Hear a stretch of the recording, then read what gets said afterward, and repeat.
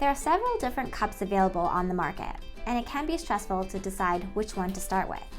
The good news is there's no wrong way, and each cup has its own pros and cons.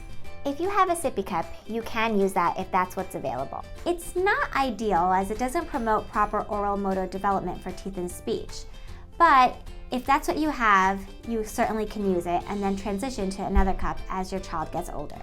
You can also start with an open cup at 6 months. Here are 2 examples. This is an easy peasy cup, and this is a regular shot glass.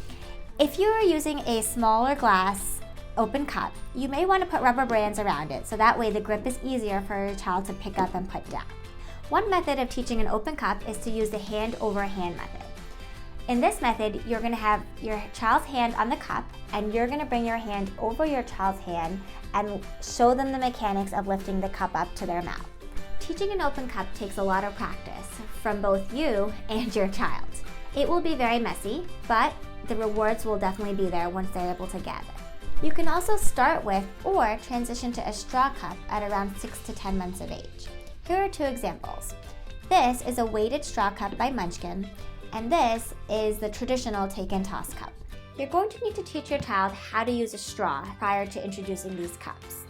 One method of doing so is that by taking the straw, immersing it in water, and suctioning the top of the straw with your finger, lifting it up, and waiting until your child puts their lips over the other side, and once they have a pursed lip, you're going to release the liquid into their mouths.